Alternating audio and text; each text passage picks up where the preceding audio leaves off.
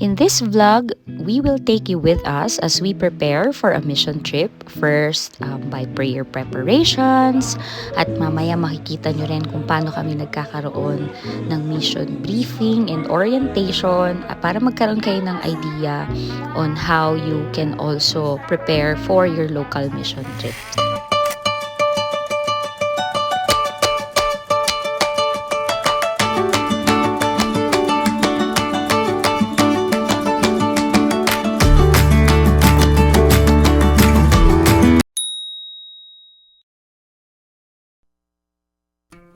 Now, this is our pattern on how we usually begin a meeting or a preparation sa church. We begin with prayer soaking first. So, ito yung aming chance to individually have a prayer one-on-one muna with the Lord. So, while we are together, meron kaming chance na mag-pray muna individually to the Lord.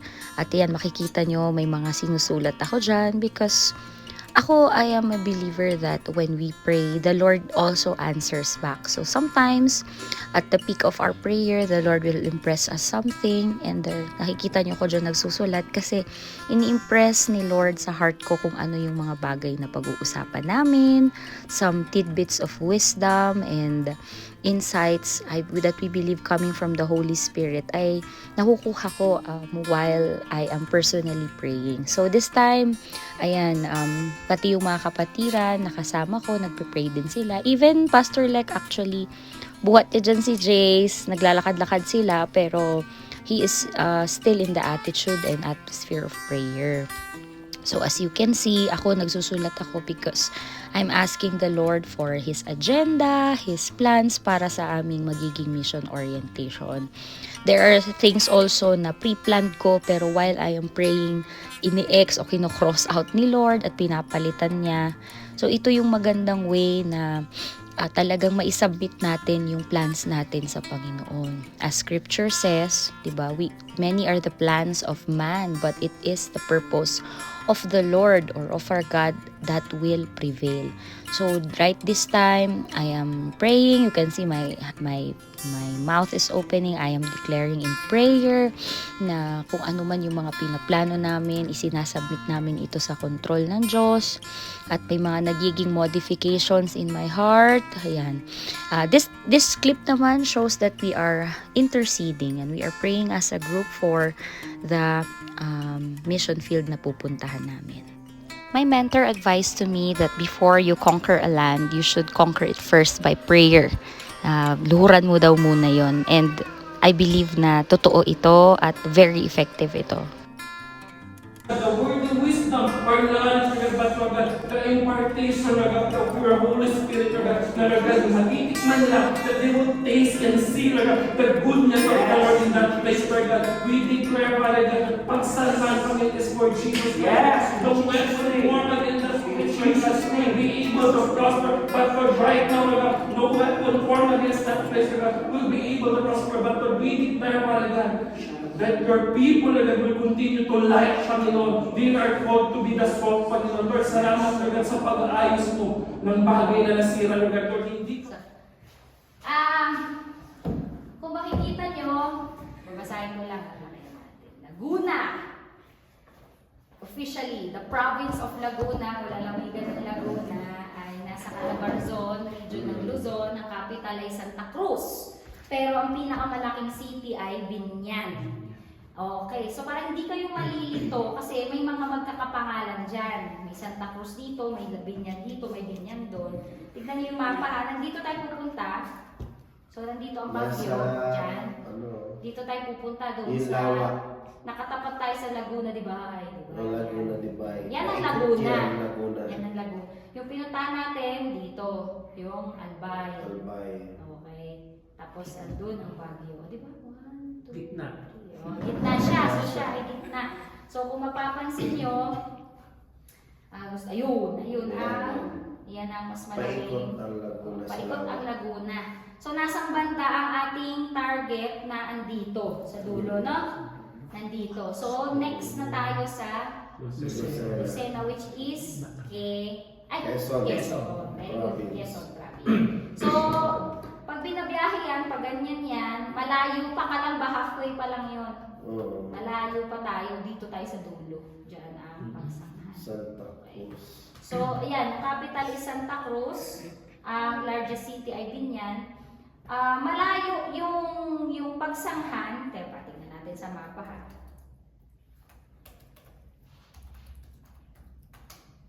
Ayun. So, para makita nyo lang yung pinaka, ano niya, yung mapa niya. Ay, ito pala siya sa gitna. Mali ako. Ayun. So, nandito pala siya, hindi pala siya sa dulo. Ayan siya. Okay. Pero, napakalapit niya na sa Quezon. Yan ang daanan papunta. Dalawa talaga ang passage niya papunta ng Quezon. So, napakalapit natin sa Quezon. Yan ang ating pupuntirehin ang Pagsanghan, Laguna. Kaya lang, ang daan kasi mula NCR, ito di ba? Ito ang NCR. Pag ganito. Oo, yan. Yan. So, mararamdaman nyo talaga na nasa dulo na tayo ng mundo. Kasi ang layo ng babiyahin, dadaanin natin lahat ng bayan. No, so, ang daming bayan yung dadaanan. Ano, nasa na tayo? Nasa Bae, sa Pilipila, lahat. Ang dami nating dadaanan. Kaya Pero parang, ang kaibahan niyan, maliliit ang bayan nila. yun lang. Ilang Hindi minuto ka lang. talaga sobrang lawak. Ano pa kasi ng lawak eh. So, ito. Mapapansin nyo na yan ayun ang pagsanghan. So, malapit lang ang pagsanghan sa Santa Cruz. Ayan. Santa Cruz. So, napakalapit, as in dikit na dikit. Ang Santa Cruz, susunod niya pagsanghan. Tapos, Binyan. Ngayon, may tinatawag na lugar sa pagsanghan na Binyan, pero may tinatawag na Binyan sa Laguna. May iba pang malaking bayan na Binyan. Hindi tayo doon sa Binyan pupunta. Pupunta tayo sa pagsanghan. Sa pagsanghan, may barangay na tinatawag na Binyan. Yun. So, barangay Binyan ang pupuntahan natin sa pagsanghan sa Laguna. Okay? Gets? Kaso, ang lapit-lapit natin sa Santa Cruz, kaya may isang jeep lang. Isang jeep nasa Santa Cruz na tayo. Ang Santa Cruz ang sentro ng buong Laguna. Part ng mission orientation talaga ay nakikita nyo yung mapa kung saan yung ating target area, no? Ito kasi mission natin, unlike yung mission natin sa Mindanao, na visitation mission, empowerment mission, itong mission natin ngayon hindi ganon. Ito talaga evangelistic mission. So, pag evangelistic mission, very important na nakikita natin dito ang ating tina-target na lugar.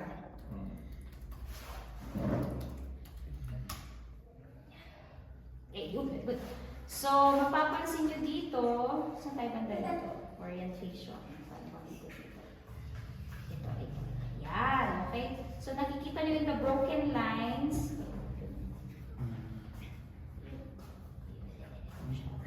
Okay, yan. Yung may broken lines, ito ang pagsanghan. Yung may red nasa Yan. ilan. Kita nyo? Yes. Diba tama? Tapos, yung nandito sa tabi niya, yung Laguna Doctors, Laguna Holy Family, Santa Cruz yan. Tama, di ba, Daddy? Ngayon, ayun yung stone arc. Hirap lang i-control. Ayun. Yun. Kita nyo? Ayan. Okay, dito tayo. Mag-zoom. So, saan kayo, Daddy? Dito kayo? O doon?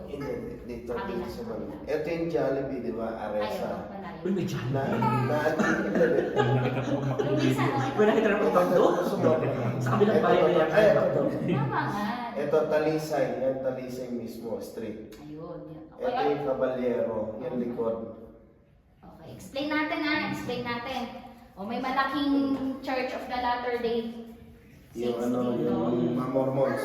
Mamos. Tira nyo Mormons. pansin nyo, may triangle kayo Mormons. makikita dito. May triangle kayo makikita dyan. Dito, Santa Cruz. Galing. Ito, Pagsawitan. Tama? Ibang bayan din yun, Pagsawitan. Ito, Pagsanghan. So sila nandito. Yung church, ito. Na Adminton Church lang. Yan o. Actually, Ay, ito ba? Ito. So, yan. Ito one way kasi, ito papasok lang. So, iikot tayo pa ganyan. Ito na yung mismo church namin. Ayan. Nandiyan sa kami na yan. Na-imagine nyo? Oo. Okay. So, ano lang, ito na yung highway.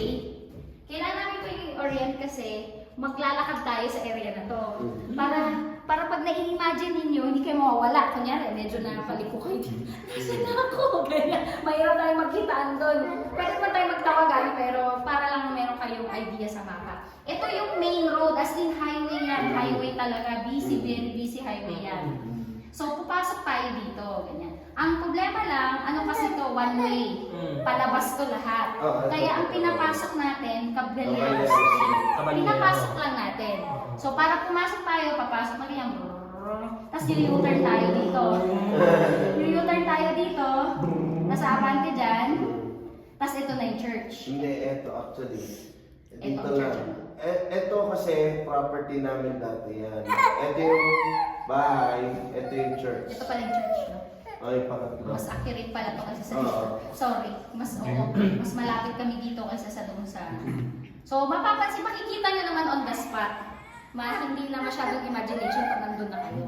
Pero kailangan nilang maintindihan kasi pag nag-i-invite kayo, ay nandun yung church sa banda. Diba? Sa Talisay Street. Kung may sasakyan sila, papasok ko kayo ng Caballero, mag-u-turn kayo pa Talisay. Ikikwento nyo. Diba? Kasi hindi nila pwedeng pasukin ng Talisay Street. Sasabihin on one way. Oo. So, dapat alam nyo paano nyo sila i-guide para makapunta sa church. Because that is one of our major mission. Pag nag-evangelize tayo, kailangan ma-invite natin sila sa church. Remember, we only have 3 days na nandoon, na mag-i-invite talaga ng mga tao. So, dapat mamakyaw na tayo. Diba? So, imagine niyo lang, so, nandyan yung ating, andito yung ating church, andito yung highway. Ang katapat natin ngayon ay ano na, ito, di ba, ay Talipapa. Parang mini palengke. So ang ganda kasi as in tapat mismo ng church natin, Talipapa. Doon sila namimili. Actually, kahit di kayo masyadong maglakad, tumambay ka sa Talipapa, ang dami ng mga evangelize doon. Ganon. So very strategic yung lugar natin. Target, kasi kanina nag-pray ako kung saan tayo pupunta. Pero syempre, subject to advice na rin nila, Pastor Lecchio. Pero yung in-impress sa akin ng Lord, since nandyan tayo, ang tatargetin natin ay yung mga kabahayan dito. Remember, andito yung church? Nilita ko ng konti. Nandito yung church. Ito yung church. Ito yung Talipapa. Banda rito. Walang gate. Wala tayong gate. Church agad. So, ito, tignan nyo na ang ating mission field. Ang target natin, ay impress sa akin ng Lord, dito sa kabahayan dito. Sa may DK. Okay? Ayan, nakita niyo yung Ricardo's Nature Garden. Abante ko pa konti. Ricardo's. Okay, Ricardo's Nature Garden. Again, andito yung church. Ino-orient ko lang kayo, ha? Nandun yung highway. Papasok tayo. Okay. So, ang target natin, yung mga bahay na yan, bahay na yan, bahay na yan. Ang dami dyan. Pero napakaliit ng daan. As in, hindi siya pang car. Pang isa sasakyan lang. Hindi, kaya naman isang car, pero talagang isang car lang. Parang sakto-sakto. Pag may bigla ka nasa lubang patras ka. So, ang maganda dito, maglakad tayo. Yes. Okay? Kasi ito yung mga area na napaka-highly dense. Yung ang daming nakatira. Ang daming bahay. Dikit. Squatter area. Ito yung nasa heart ko na puntahan natin. Kasi tignan nyo, madali talaga silang mai-invite dahil main road tayo. Diba? Bago lumabas papuntang bayan, dadaanan nila ang church. Diba? So, ayan, kung saan ba tayo, saan kayo ilid? Ito yung mga pangalan ng mga street dito. Carnation, Cattleya, Santana, mga bulaklak. Parang nasa Baguio lang tayo. Oo. Ayan, mga Sampagita, Ilan, Justice, Namias. Tapos, Take note, maraming church din dyan. Maraming church dyan. Maliliit na church. maliliit na church, mga house church. Ngayon, halos karamihan ng church na yan, umalis sa amin. Galing sa amin yan. Yun ang history. Kasi, Scatter. sila lang yun. Oh, kilala talaga yun. As in, dating siya lang dati, yung church dyan sa area na yan, kaya talagang dinudumog siya. Nung nagkaroon ng church breakup or separation, doon sila nag-scatter. Kaya, sinasabi ni Pastor Lek, napakadaming mga naging bahay-bahay. Ito, di ba, ito yung bahay namin. Andito yung church na yan. Yung mismo katabi. Dito lang, church na rin yan. Church ulit yun. Mas advisable para sa akin na mag-stay na lang sa church, mag-pray. Kayo, Mayo, hindi pa kayo kilala. Kasi kayo, wala kayong bias sa isip. Sila kasi, sa dami ng naging background niya sa mga tao yun, yung over-familiarity. Minsan, ay, ito na naman. Oo, Ito na parang naman sila. palaga eh. Ganon din yung isip nila, reverse. Ito na naman si pastor. Oh, hindi pa nga pastor siya noon. Oo. Hindi pa rin siya pastor doon. Hindi pa Oo. nila kilalang pastor. Like, ito na naman si Kuya Like. Ito na. Di ba? Parang may mga ano na sila, may mga prejudice sila sa Yes. isip. So, napakaganda na tayo naman ang ipahayo ni Lord kasi wala nameless, faceless. Wala tayong mga ano doon, identity doon. At ang maganda pa doon dahil tayo, wala na tayong kailangang patunayan sa kanila. Wala tayong kailangan i-prove ng matagalan sa kanila. Saglitan lang tayo. Parang talagang explosion lang tayo ng evangelism. Kaya lang, gusto ko pa rin naman magkaroon tayo ng ayos. Kaya sabi ko, kailangan meron tayong area na isa-saturate. Kasi hindi pwede yung buong pagsangan ito try yung puntahan. Sobrang laki nun. Baka mamaya naliligo na tayo sa Magsangan Falls. Asan kaya sila? Ako kabila, hindi pa sila umuwi. Exacto. So ito, ayan, makapansin nyo, pag naglakad-lakad pa kayo further, may nakikita kayo dyan, Cesar Lanús. So dito, mapapansin nyo yan, mga sari-sari store. So pwede tayo umikot dyan, malayo ito actually. Hindi lang siya masyadong obvious sa picture na to para akala mo dali lalakad. Pero malayo-layo yan, malayo-layo yan. Marami-raming bahay ang mga box na nakikita nyo. Marami-rami tayong makakatok dyan. Okay. Actually, kung hindi kayo ilid ni Lord na talagang kumatok, yung mga taong masasalubong nyo. Ito naman, kapag nilid kayo na kumatok sa bahay, ayan na parang ano na yan, isang candidate yan. Possible. At pagkatok nyo, binuksan kayo, possible. Diba? Pag nakipagkwentuhan kayo, tinanggap si Jesus Christ at nakikita nyo ang sitwasyon, possible lalo. Naiintindihan nyo? So, maghahanap kasi tayo ng mga qualified families. Okay? Pero, wag yung aalisin sa inyong mission directive, magpatanggap pa rin. Kahit random strangers, magkakalat pa rin tayo ng seeds of the gospel doon. Maghahasik pa rin tayo randomly. Yes, we will. Pero may hinahanap Maghahasik tayo. ng buhay, hindi na rin nag- Yes. Yan ang mas Nilagay. Nilagay. Correct. So, kasama pa rin habang naglalakad kayo, nilid kayo ni Lord, driver, o nagtitinda sa ano, o literal na naglalakad lang, gusto nyo patanggapin, go. Hindi yung bawal. Kung talagang may conviction sa Holy Spirit, nabigyan mo ng tracts, hindi napatanggap, okay yun. Tapos, kasama pa sa mission directive, humanap ng pamilya na pwedeng evangelize, i-disciple. Sabihin natin, target tayo ng 5 families na ngayon. 5 families talaga na tututukan natin. Sa 5 pamilya, kung may tigli 5 miyembro yan, 25 na yan na tao. Okay? Kahit sabihin mo mga adults dyan, 15 lang, 10 ang mga bata, okay lang. That's a good congregation to start a church already. Actually, ang DCPI, ang training sa amin for church planting is, nire-require lang nila na 15 members, church na siya. Okay? It's already considered a house church. So kung tayo, 5 families, tigtatatlo yan, nanay, tatay, isang anak, or more. Mas maganda kung maraming anak, para may youth ministry tayo. O mas maganda na nanay, tatay, uncle, lolo, lola. O, di ba? May mabubuksan tayong ministry. Amen? Mission area. Now, tandaan niyo, when we are in a mission, we are always flexible, adaptable. Pag may nakita tayong leading ni Lord na lipat ng lugar, pwede tayong mag-shift, pwede tayong lumipat. So, ito yung isang mission area, pero meron pa ibang nilagay si Lord na mission area sa akin. Okay? So, yan yung nasa looban. Okay? Ayun, nandun tayo. Ito yung church. Andyan yung church. Ito ngayon yung highway. So, mapapansin nyo, marami ding bahay dito. Okay? Marami rin. Saan dati yung sinuksukan natin na sobrang sikip? Ito ba yun? Hindi, yun ang bakal. Ito, daang bakal ito. Ay, itong daang bakal na to. Halos mapasigaw ako dito nung dumaan kami. Lahat yan halos yan daang bakal na yan. Mga miyembro karamihan namin yan. Exactly. Okay, so while we were praying, ito habang kanina literal, habang nagpe-pray tayo kanina, nagpe-pray ako, Lord, saan kami pupunta? Tapos ini-impress talaga niya literal na una, yung doon sa loob, sa irrigation, tinuro sa inyo. Pangalawa itong daang bakal, hindi ko alam yung pangalan, basta alam ko lang yung daan kasi pinasukan namin, dinaan ako doon nilekta. Sana mapasigaw ako kasi sobrang sikip ng daan. Feeling ko magagasgas yung CRB sa sobrang sikip ng daan. Yung gano'n, yung talagang, ba't na tayo pumasok dito? Sigaw ako na sigaw. Dati, bababag kayo bata. Hindi, okay lang yan. So, masikip ng daan na to. Pero napakadami ding tao dito. Daming tao. Tapos, yung dinaanan natin dito sa Dapdap, no, dati. Kasi yung dinaan sa akin nila, nag-shortcut siya, dito siya pumasok sa Daang Baka, tapos yung seat niya sa Dapdap, labas na ng Talisay. So parang shortcut niya ako. Strategic talaga. Kasi continuous. Continuous lang, ano? So, in-impress sa akin na Lord, isa pa to.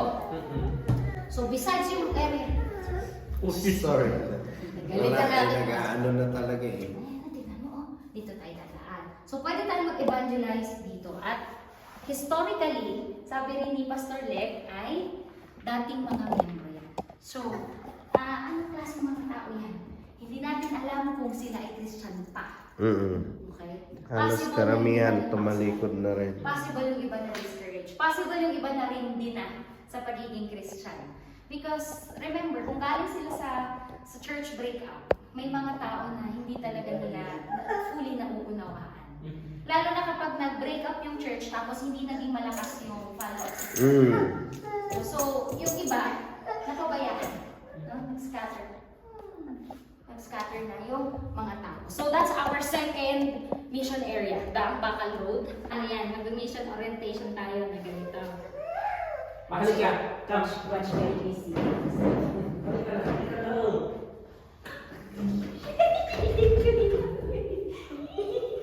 Okay. Ngayon, kailangan i-back up pa tayo. Di ba? May plan A, may plan B. Hindi pwede nang bilang. Kasi sayang ang oras natin pag wala tayong mapupuntahan. Ito. May church dito. Ito, itong Ayan, iba ayan, Dragon ayan. Hotel. Dito yung church na Way of the Lord. Okay. Nandito yung way of the Lord. So, Okay, sounds kumbaga area familiar? na nila yun. Yes. Hindi na Pastora Phoebe. Yun ang madalas pinupunta ni Ito Pastor yung Karen. Pastora Karen. Okay? Yeah. Yung connection niya sa Pastora Napakalapit lang Mimi. namin Kita. kasi. Okay, so nandito lang. Wala Pastor House church Phoebe, din sila, yun. pero malaki. Okay, so nandito sila. Kung bakit natin kailangan i-orient yun? Para hindi kayo magulat kung if ever mapadpad tayo dito, ang dami ng Christians dito. At mayroon na rin nagpa-follow up sa kanilang mga church. So if ever, yun ang mga nakatok nyo, winelcome kayo, pag mayroon ng church, bless nyo lang sila. And then, patuloy kayo kay Lord. No? Huwag nyo na silang hilahin. Kasi malaki po ang sensitive po sila sa proselyting. Natatakot sila na Yan ang kinatatakutan nila. miyembro sa ibang church. Kasi karamihan sila bunga ng Break up. Break up. Mga separate. Just in pagsanghan. But the whole lalawigan ng pagsanghan. Ay, ng Laguna. Ang pinakasakit ng mga taga-Laguna ay division. Yan ang pinasa. Yun talaga. Hindi lang siya church-wise. Pati government-wise. Kaya pansinin nyo, ba't ang lilit ng bayan? Diba?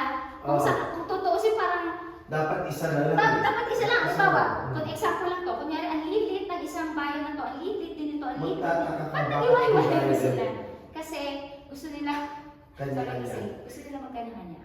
Parang medyo pataasan ng Yeah. pride. Parang ganun na, kaya ko din naman kaya ko din naman. Yes. Bakit ko kailangan makiisa sa kanya? Sa tagal po namin dyan na naglilingkod sa Panginoon, yan ang parang bagay ang sakit talaga ng Laguna. Yun nga, lahat, be aware din na ang mga tao dyan super sensitive. Hindi ba kung may makita ka ng balat sibuyas? Konting word lang na parang nasaktan sila, aalis na yan. Ganun Pag sila. nasa church. Pag nasa church. Yan ang puntahan. Medyo malayo ng konti na to sa church, but still along Daang Bakal siya. So tatawid ka ng highway, pero Daang Bakal pa rin. Ganon din yung sitwasyon. Kung gano'n kasikip dito, ganon din dito. Yan Daang Bakal na yan, maraming church din yan, mga born again Oo. Christian din. Maraming church dito. Iba din church. Pero parang tulad yan, sabi ko sa inyo, hindi porket maraming kasing church, talagang nasaturate yung area. Oo.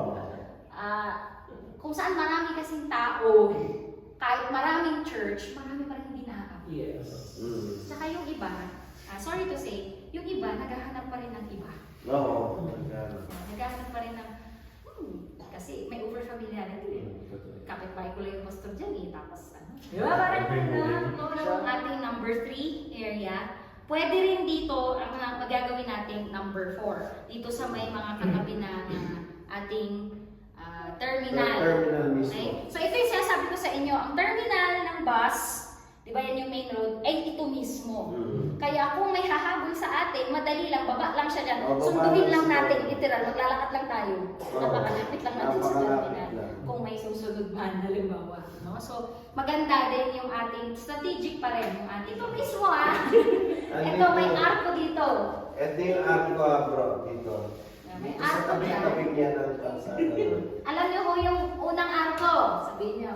Merong simbahan ng Katoliko doon. Oh, yung papasok ho doon. Boundary lang bro. Boundary. Ang tawag namin dito, ermita. Yan. Ermita. Ermita. Ermita. Ermita. O ermita daw. Ermita. Diyan lang sa ermita. Alam na nila yan. Ermitanyo. Ermita. Ermita lang. Ermita. Okay? So, sige. At least, kahit na ini-imagine nyo pa lang sa isip nyo ngayon, pag napuntahan nyo na kasi, mas magiging, yes, nagawin natin ay 30 na simulan ang ating mission. Pero gusto ko kayong tanungin kasi temporarily nag-draft ako ng ating schedule. Ngayon, gusto kong hingin yung opinion ninyo kung a-agree kayo doon sa draft schedule na ginawa ko kanina kapag nag-pray or papalitan natin. Okay? So kung ma-imagine ninyo, ito ay April 29, this is Wednesday, this is Thursday, 1 is Friday. So remember, 1 is a national holiday. Pag sinabing national holiday, maraming tao, Nasa bahay. traffic, maraming nasa bahay, so marami tayong maaabot doon. Maganda tayo mag-evangelize ng April 1. Very strategic. May 1. May 1. May 2 ay Sabado, maganda rin.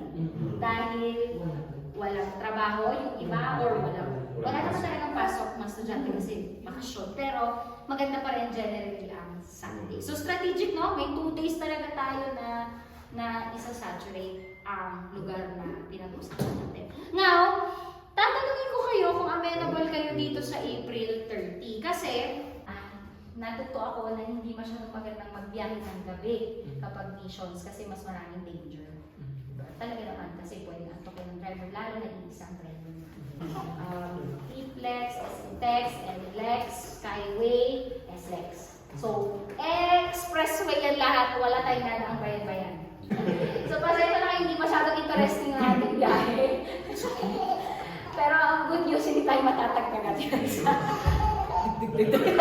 kinabukasan na May 1 Friday, the day will start early. 5 a.m. to 6 a.m. may dawn watch tayo. Ito ang culture nila doon. Okay? So nagtatawag sila ng prayer meeting madaling araw talaga. Kasi hindi pa masyado mainit, hindi pa busy yung mga tao. So, di ba? Sabayan natin, Friday natin. So, ang strategy na gagawin natin, ang hayo natin ay 7 a.m. to 10 a.m. Yun ang hayo tayo. Pag nandun na yung katulika ng araw, babalik na tayo sa base, magluluto na tayo ng lunch natin, kasi yung mga tao, ayaw din nilang kapag-usap sa labas ng ganang kayo. Kasi po, ano yun, katulika ng araw doon. Memorize ko na yan. Kaya nagtataka ako naman kasi, ang evangelism time nila laging gabi sila. Pag mga 4 p.m., doon sila nag-start mag-evangelize. Yun ang style nila. Kasi nga, pati yung makakausap nila ako, ang init, sige na, sige. Parang ayaw din kami i-entertain sa katilika ng araw. So, nung na-realize ko, ngayon na nag-a-adapt doon sa place. Yun yung, kasi mga bata din, mga bata, mga nanay. Lalabas sila para maglaro, umaga ng oras na, 3 p.m. onwards. So, ang hayo natin, say 7 a.m. to 10 a.m., 10 a.m. hanggang 2 yung kainitan, katilikan, doon tayo sa loob ng church. So, may mga gagawin din sa church.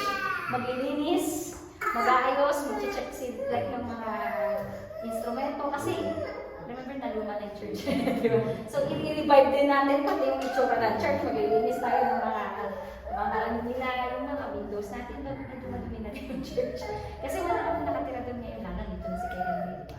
So, expectin nyo na medyo may trabaho kayo gagawin. May 3 o'clock, tsaka tayo ulit lalabas.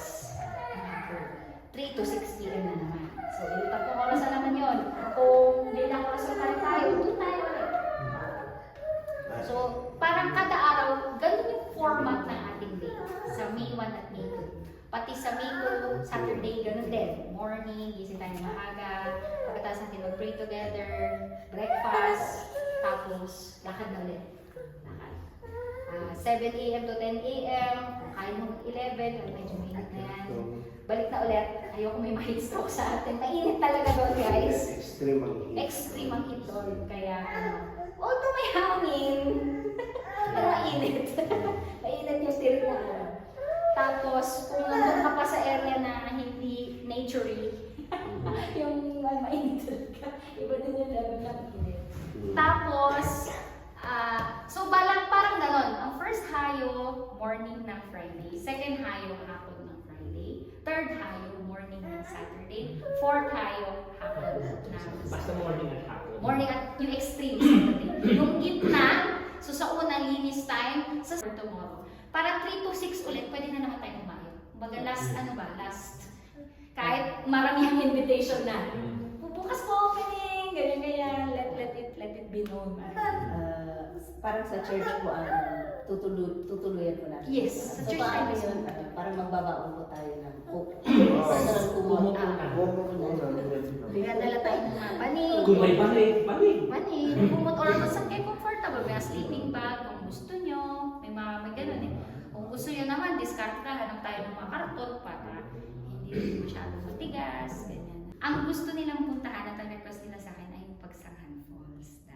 So I think this is the best time, itong hapon na ito, yung Sunday afternoon, na dumaan tayo ng Pagsanghan Falls. Sabi ko sa mga ano kasi yun eh, ano yun eh, nature, hindi naman yun yung resort na, alam mo yun. Expectin nyo ha, na ano lang yung ilog at falls yun ha. Huwag kayo mag-expect na resort. Malamig, may medyo malamig, pero at least, May mga resort din naman. As in, meron talaga resort. Pero siyempre, yung nature, hindi nyo makikita. so I think kung makaalis tayo ngayon, makakantay ng 2 o'clock doon, dala-dala na natin ang Ngayon pa lang, dinudulog din po namin sa inyo kayo na ng van na gagamitin, Lord God. Yes.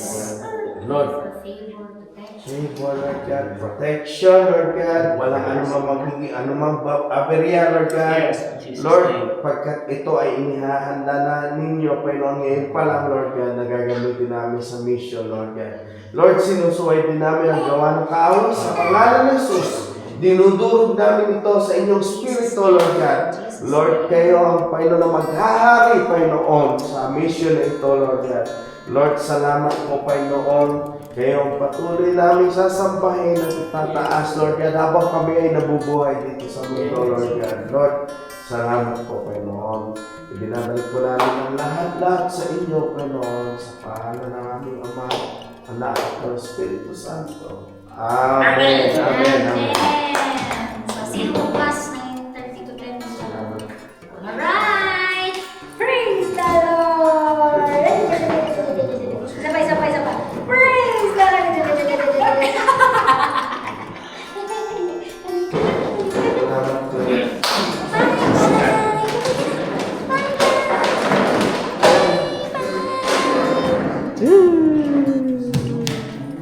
Pwede din pumunta sa Iliw, Laguna. So basically, that is how we do our mission orientations. I have to cut it now kasi sobrang haba na. Nakita nyo that we prayed first, we prayed individually, then we prayed as a group, and then we have been oriented on the mission area, the mission culture, yung field na pupuntahan namin, yung mga klase ng tao, at maging yung strategy namin kung saang areas kami pupunta. The takeaway is we always have to ask the Holy Spirit for practical and spiritual wisdom. I hope that you learned something, that there is useful inputs dito po sa vlog namin. We hope to see you soon again. We also have other videos showing you a sneak peek on other ministries that we do. We pray na mabless po kayo sa vlog namin at sa content namin. Please do like, share, and subscribe. God bless everyone!